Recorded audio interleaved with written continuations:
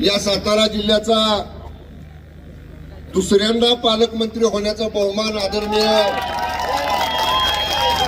देवेंद्रजी फडणवीस, आदरणीय एकनाथजी शिंदे साहेब आणि आदरणीय अजितदादा या तिघांच्या नेतृत्वाखालच्या महायुतीच्या सरकारमध्ये मला मिळाली। मी स्वतःला भाग्यवान समजतो।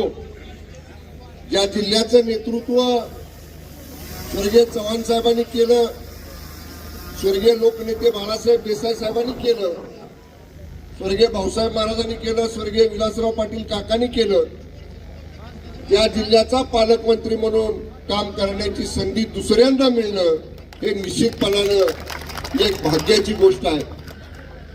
महायुतीमधल्या आमच्या सगळ्या सहकारी मित्रपक्षांना, जिल्ह्यामधल्या मंत्रिमंडळामधल्या माझ्या सगळ्या सहकारी माननीय मंत्री महोदयांना आणि जिल्ह्यामधल्या महायुतीच्या माझ्या सगळ्या आमदार महोदयांना बरोबर घेऊन शिवसेना, भाजप, राष्ट्रवादी काँग्रेस, अजितदादा या सगळ्या पदाधिकाऱ्यांचा समन्वय राखून हा सातारा जिल्हा निश्चितपणे विकास कामांच्या बाबतीत आघाडीवर ठेवण्याचं काम जिल्ह्यामध्ये आम्ही सगळेजण करू।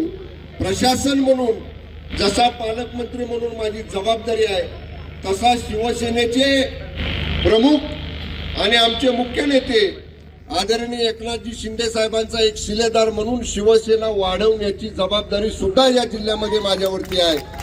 आणि म्हणून शिवसेनेची ताकद येणाऱ्या काळात माझ्या सगळ्या सहकार्यांना बरोबर घेऊन आपण सगळेजण निश्चितपणे वाढवू।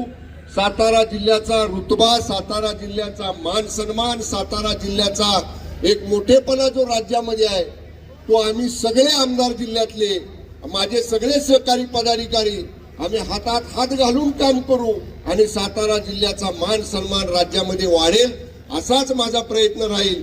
एवढंच या निमित्तानं मी आपल्याला नम्रपणानं सांगतो।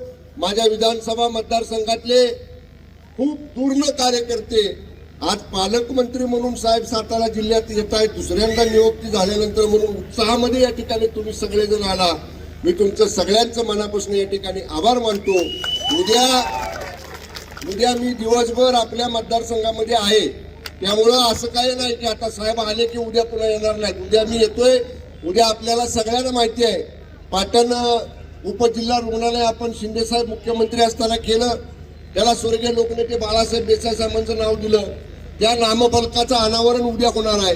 परत पंचायत समिती पाटणची जी आपली इमारत आहे त्याला मागच आपण लोकनेते बाळासाहेब देसाई भवन नाव दिलं होतं, पण मागं पंचायत समिती काही लोकांच्याकडे असल्यामुळे त्यांनी ते नामफलक नवीन केला नाही।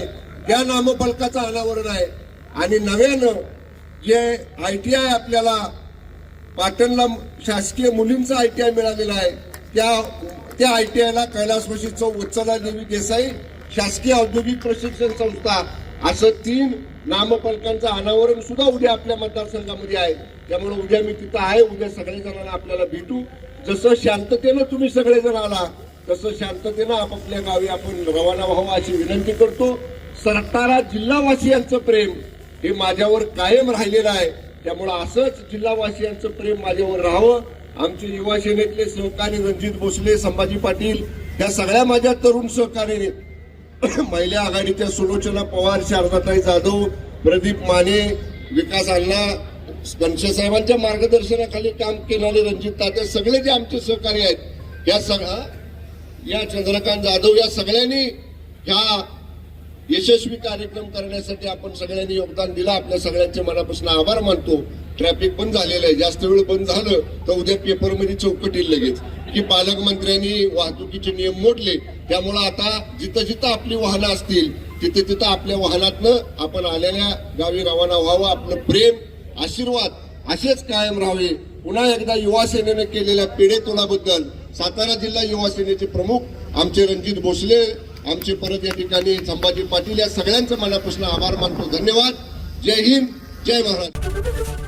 ABP माझा, उघडा डोळे बघा नीट।